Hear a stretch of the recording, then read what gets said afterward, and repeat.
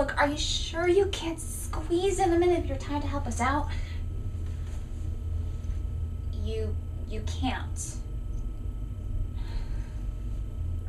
Alright, thanks anyway. No luck, huh? Oh, from that conversation, nope. This is the third time one of your contacts has said no. Hey, it's not my fault they're busy fighting villains or saving the multiverse.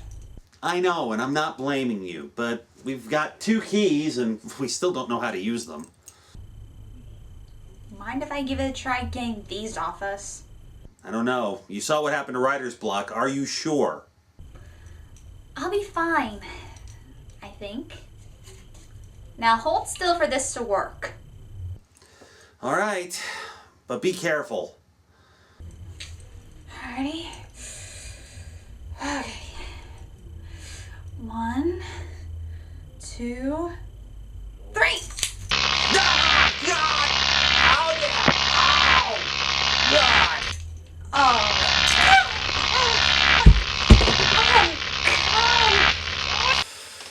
Oh. Ugh. Ugh. Yep. It's that time again. Unfortunately.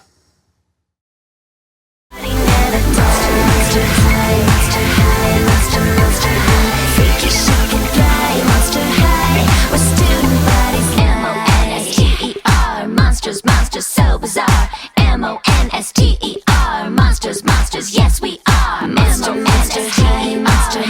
Monsters, so bizarre. M-O-N-S-T-E-R. Monsters, the party never dies. Monster high. Freaky, chic and fly. Monster high. We're student buddies. We got spirits, yes we do. We've got spirits, how about you? We've got spirits, yes we do. We've got spirits, how about you?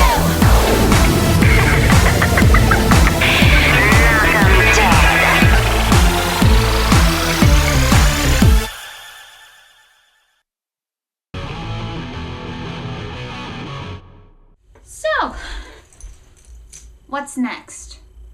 Valentine's Day. What? Valentine's Day, which, as we'll see, is considerably different in the Monster High universe than in our own. This is... oh, God. Why do ghouls fall in love? Oh, the pun.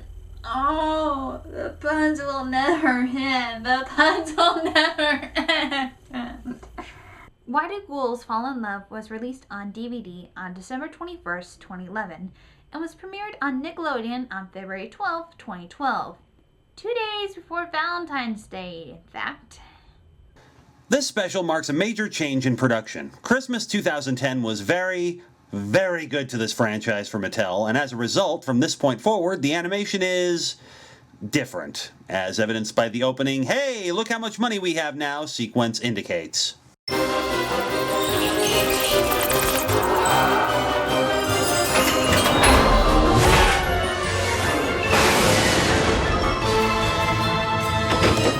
Oh, hi, Danny Elfman like music.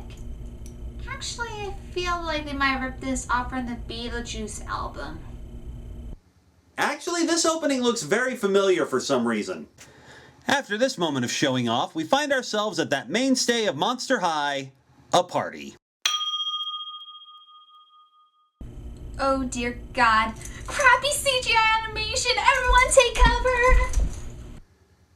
Knight, get up from under the desk. Hell no, I'm sitting down here until the Flash animation returns. Well, it's not going to. From here on out, all the rest of the films are going to be CGI, while the Flash animation stays with the webisodes. But the animation looks horrible! Look, just trust me, will you? It gets better as we go along. Fine. I'm getting up.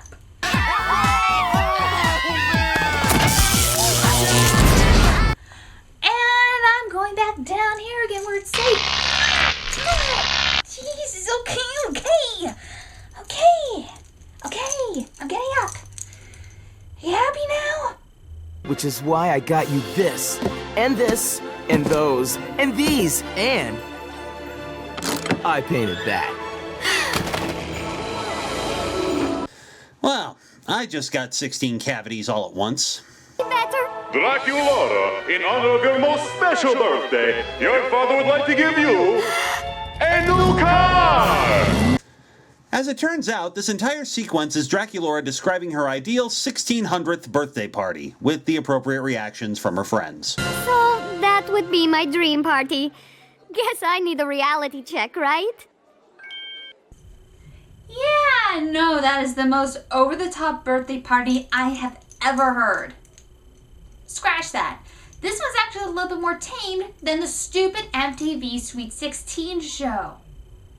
And don't ask me how I know that. My 14-year-old self was very stupid back then. Believe me. Absolutely not. Your fantasy is our reality. In fact, we're gonna make it even better, aren't we? You girls are the bestest! This is going to be a disaster, isn't it? Oh, yeah.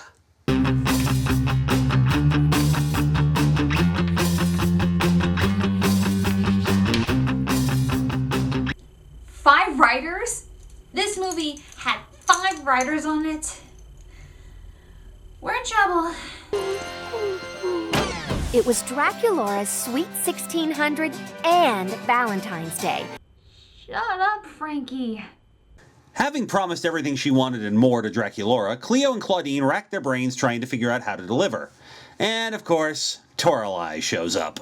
A little birdie told me you guys were throwing a perfectly epic party. Either this is their own version of Twitter, or Toralei just ate one of Cinderella's birds. Or she could have eaten one of the other students. Oh, no! I don't want to think about it. I don't think about it, but I am. Oh, no. So the girls blow Toralei off, which totally won't come back to bite them in the ass, and later meet up with the rest of the group just in time for Claude to give Draculaura an early birthday present. Hey, Claude. Ooh, what you got there, big bro? A little something for Dracula. Oh, you shouldn't have. I bet it's way romantic. Black roses? Candy skulls? Bowl of yak meat? What? Yak meat is delicacy. Abby, stop being funny. It's just too adorable. Oh, I just want to hug her. But then I'd be frozen. Fist bump? It's a study guide for her driver's ed test.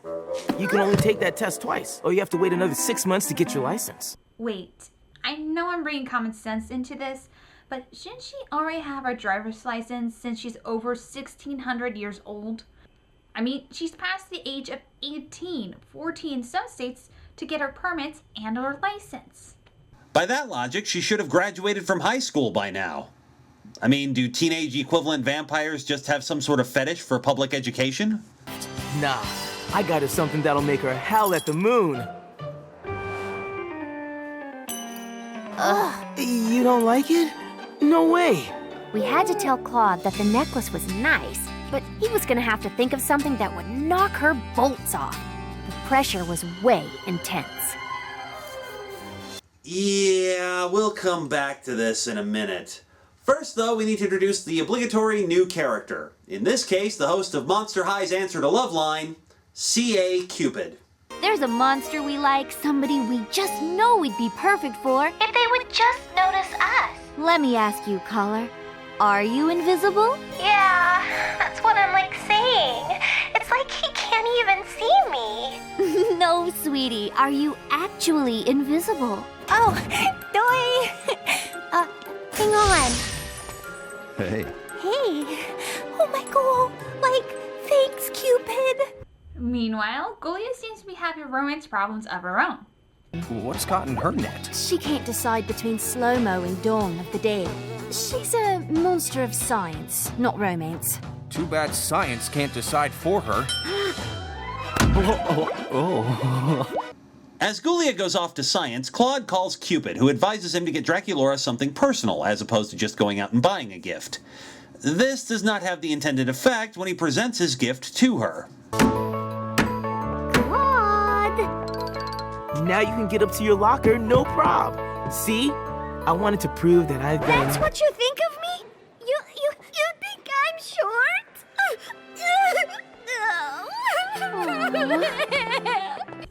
We're going to be skipping around a little bit here as there's a bunch of little scenes of Claude doing what I think are nice things for Draculaura, but the other girls don't approve of it.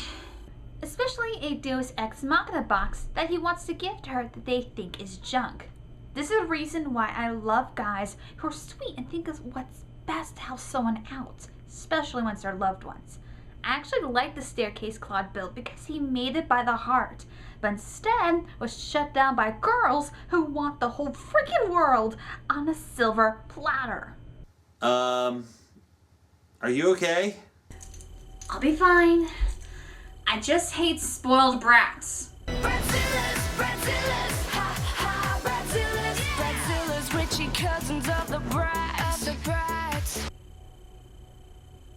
Not those brats, but I hate them too. Kill them with fire. In any event, Draculaura tells the story of why Valentine's Day means so much to her. For the umpteenth time, apparently. Oh, maybe I'm hoping for too much. It's just that Valentine's Day brings back so many memories for me. But you ghouls all know that story. Yes. Heard it 1,000 times. I haven't. And neither have we. Well, in my case, I haven't. Khan, on the other hand, has probably seen this movie given his vast knowledge of the franchise. Oh yeah. And yes, it's stupid. It all started 400 years ago at my old school. Like vampire old.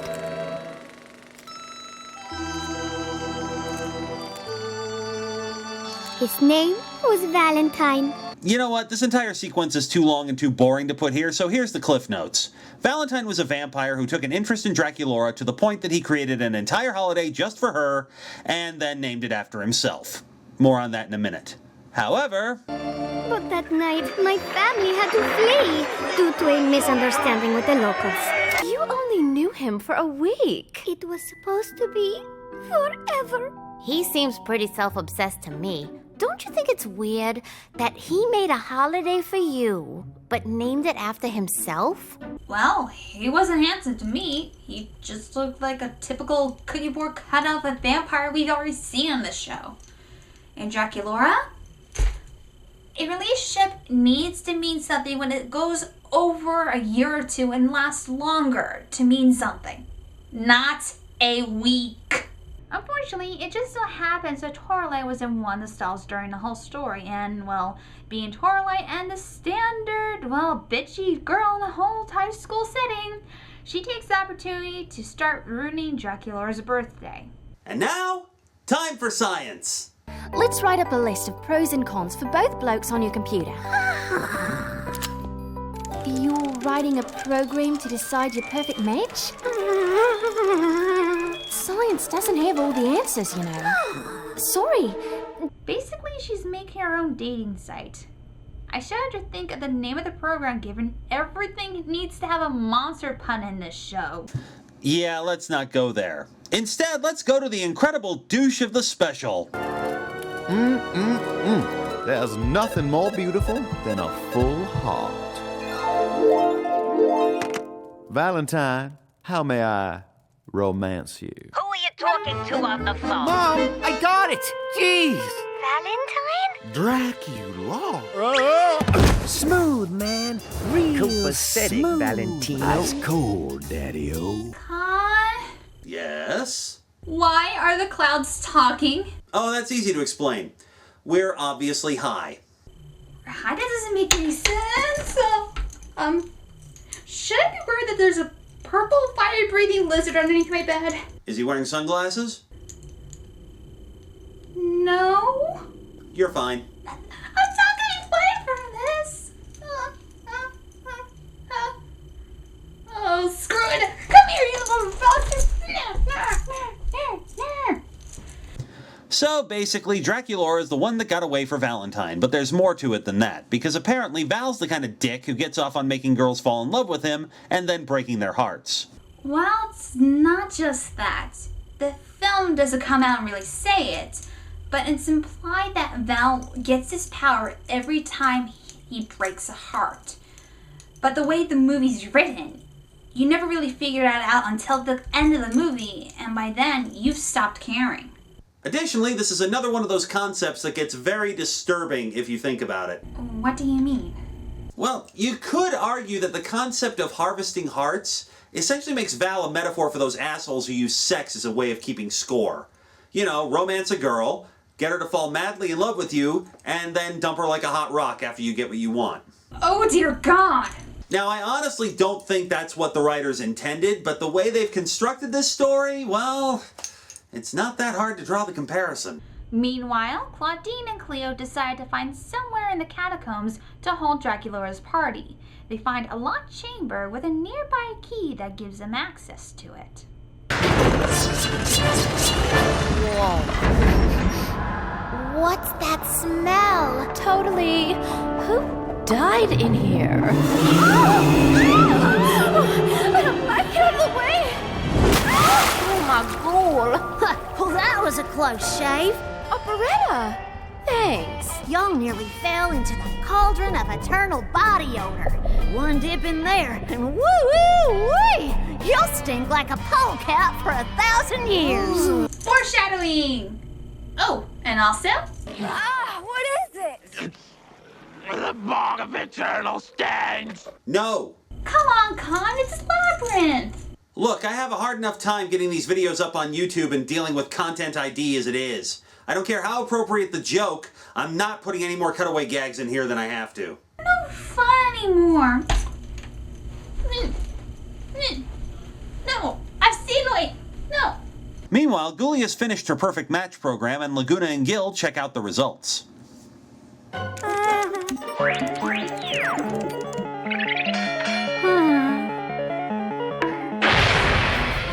Hey, hot stuff. He burns. Holla! Ghoulia and Heath. Yeah, those two don't really go together. He seems more like a pair to Abby than to Ghoulia. Valentine arrives at Monster High and quickly gets pulled aside by Toralei. Pleased to meet you, darling. I'm Valentine. Valentine, yes, I know all about you. I see my reputation precedes me. And I know you're here for Draculaura's heart. How the hell did she know what Valentine's plan was? Seriously, the plot holes are getting bigger here. Val puts the moves on Draculaura and the two start spending more time together. I think this would be considered cheating right here, but that's just me. It's not just you. Claudine's none too happy about this either. Claude may be smelly and annoying, but he's not stupid. He's going to find out about this. I'm telling you this as your best school friend.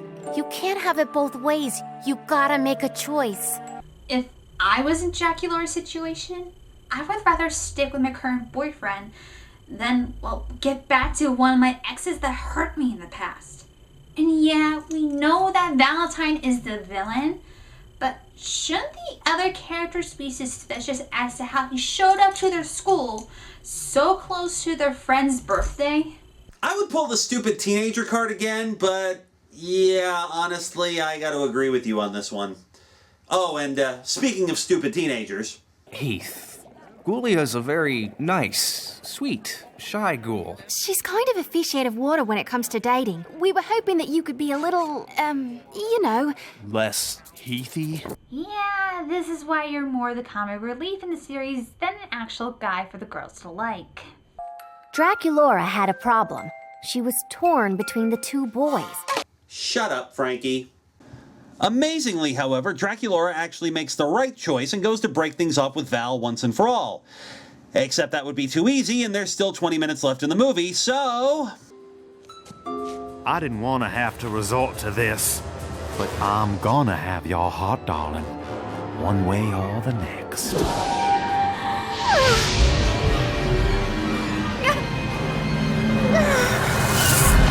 Did he just do what I think he did? If you mean standard magic spell number 79, then yes. Hey, it's magic spell number 80 that does that. Number 79 is turning ordinary items into gold. Okay, and you would know this how?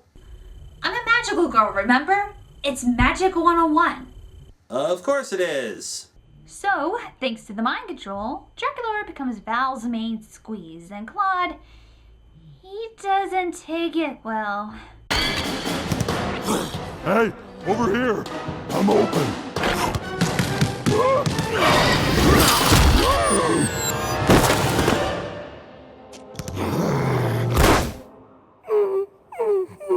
I just want to pet the werewolf on his head to make him feel better again. He's so sad. Just look at his little eyes.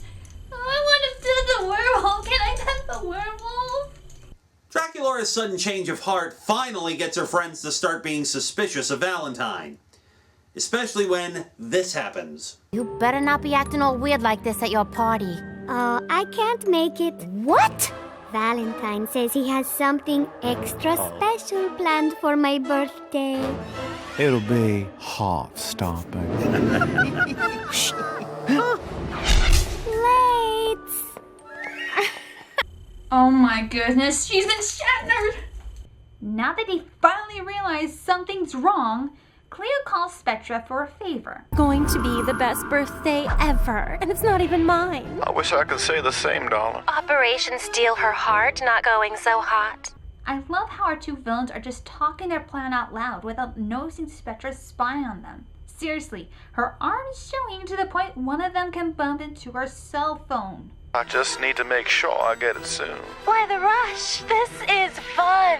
The spell will become permanent in 3 days. Her birthday. She'll be stuck in that state forever. Her heart will disappear like smoke. She'll be incapable of loving anyone ever. Even me. And no heart. No trophy. Either way, I win. Good luck. This is so juicy. I better send this video to the ghouls fast. So now knowing what's going on, the gang goes to Cupid for some help. Ready? I've never seen a monster with powers like his. One arrow won't be strong enough to break the spell. Look around your surroundings to make sure that Toralei isn't there. Why must you guys be so stupid? She's part of the plan with Valentine. You had to make sure you looked around before you started this. Why must there be so many plot holes to make my head hurt? Of course, as always happens when this particular bit of mythology crops up, things go wrong and the arrows strike both Cupid and Claude, causing them to fall in love with each other.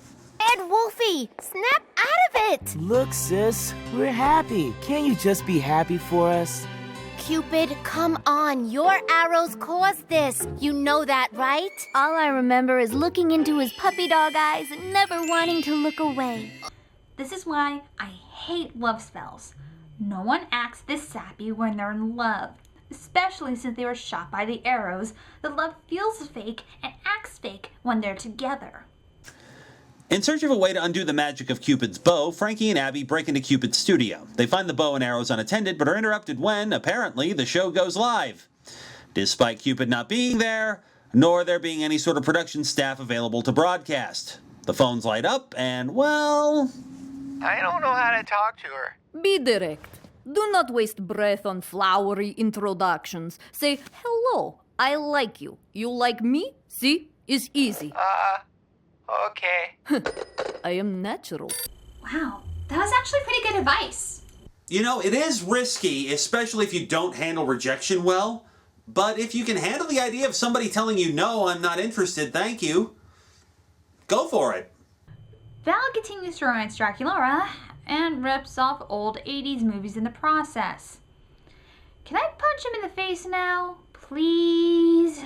Gotta get away from him, Frankie. I mean, his big gift to her was gonna be this box of junk. And now every time I try to talk to him, he and Cupid keep wagging their tongues about the power of true love. Cue the music!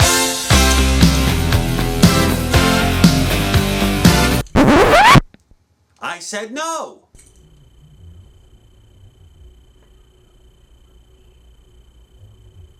Oh, I am so raining on your parade the next time you try to do a cutaway. Frankie has an idea and the party is back on. Meanwhile, Ghoulia discovers a bug in our perfect match program. No, literally, there's a bug in the system. Huh, there was a bug in the program. Told ya. Who's the boss? I'm the boss. Woo! And now, party time! Oh, man. Yeah.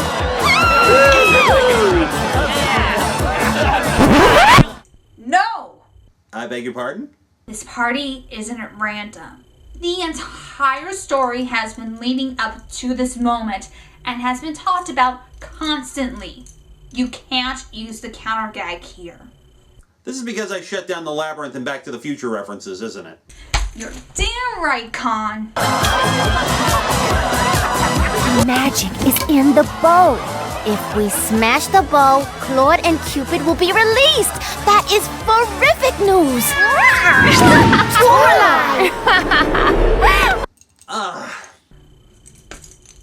Did the characters just forget how Toralei was part of Valentine's plan? Seriously, this is the most ridiculous thing I'm watching, where our main characters are being so stupid right now. Come on, we gotta find her before she wreaks havoc. She's in the rafters! You just saw her up there! Stop being stupid, you mother fudgers. Mother fudger? Don't you mean... I know what I said. Let's just continue and finish this before it really ticks me off. So Toralei, being Toralei, starts taking pot shots at everybody with Cupid's bow, causing the usual cliched chaos that always happens when this trope is trotted out. Claudine presents herself as a target, while Frankie, Abby, and Laguna finally get up to the rafters to get the bow.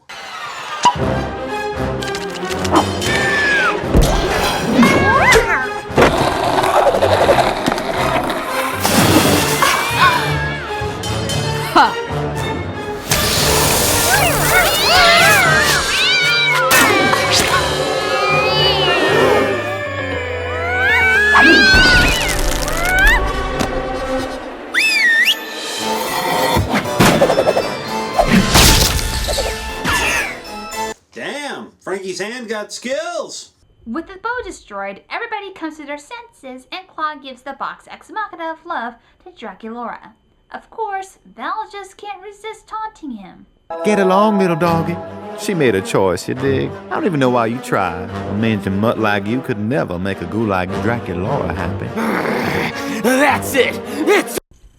Don't fight!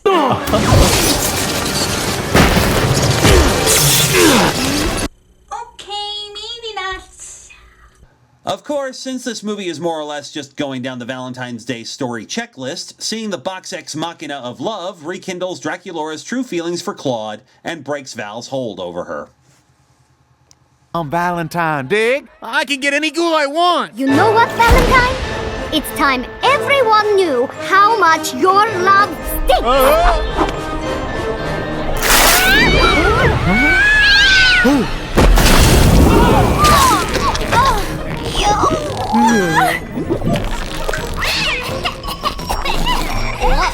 Where are you going? Oh, my power. It's gone.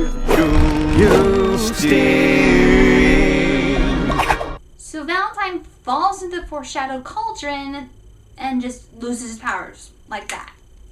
That's a pretty weak way to say how a villain loses his powers like that. At this point, do you really care? Velocity? No, not really. So yeah, Claude and Draculaura get back together, the party's a big hit. Wait, before you wrap this up, what about Gully and Heath? Oh, right. The subplots. Listen, it looks like there's an opening for Stud of the Century since Val's out of commission. I can't be tied down right now. Don't want to disappoint all the ladies. No hard feelings? Hey, hot stuff, wanna dance? Yep, still a douche. Caller, you need to be subtle. Laugh at his jokes, even if they're bad. I'm going to pretend I did not hear that. Caller, you must be direct. Look him in the eye. Tell him how you feel. If he no feel same, move along. I want these two to have a podcast. Immediately. As I was saying, Draculaura gets her license and with it her new car and gives Val and Toralei one final boot in the ass to close things out.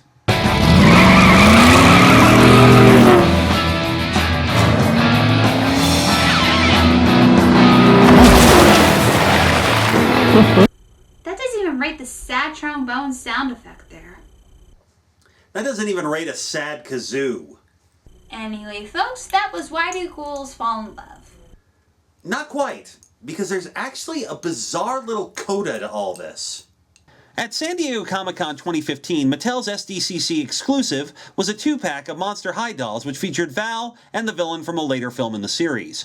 Neither of these characters had dolls before this point. In the journal, which comes with each doll, it's revealed that following these events, Val started working with animals, having lost any sort of charm he had. In doing so, he learned what real love and affection were, and regaining his powers, and ultimately, reforming. Presumably, so any kid who wanted the doll wouldn't feel guilty about liking a bad guy.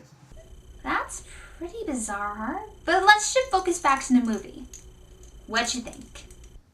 Oh, no question. And no pun intended. It sucks. While the animation's okay and the voice cast is great as ever, the story is a complete mess. You have no idea why Val's doing what he's doing until the end, and even then you aren't sure. Dracula is little more than a plot device when this is supposedly her story, and most of the rest of the cast don't get anything to do.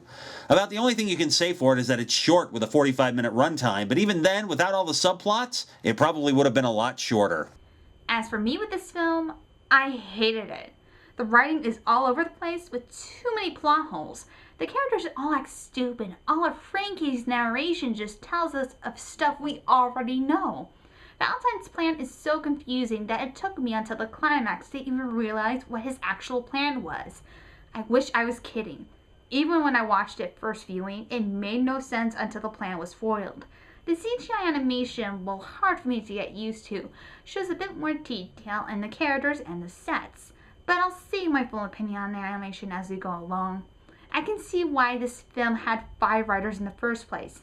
They tried doing too many things at once and ended with a huge mess. Well, no key has shut up on my end yet. How about you?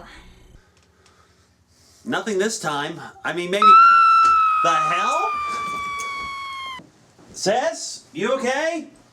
Is this yours? What happened? This pink light came out of the drain, turned into this, and hit me in the goddamn head and scared me. Sorry about that. Is this kind of thing gonna happen often, or am I gonna have to raise your rent? Hey, I warned you this kind of thing might happen if you let me move in. Fine, whatever. We're gonna have to discuss this later.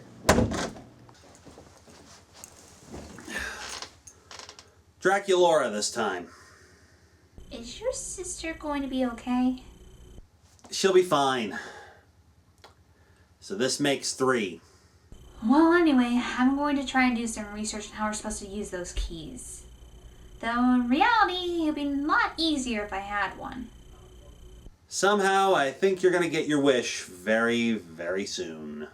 Where the ghoul kids rule. Monster, monster high, monster high, monster, monster high. Come on, don't be shy, monster high. A party never dies. Monster high, monster high, monster, monster high. Freaky, shake and fly, monster high. Where student bodies lie. Freaky's got me falling apart. Draculaura stealing my heart. Claudine Wolfie make me holler at the moon. And you're the finest fish in this lagoon. Clear the Nile, you so beguiled. Even though you act so vile. And Deuce has stone cold style. These are my boobs, my skeleton crew. A little strange, but so are you. Don't you wanna be a monster too?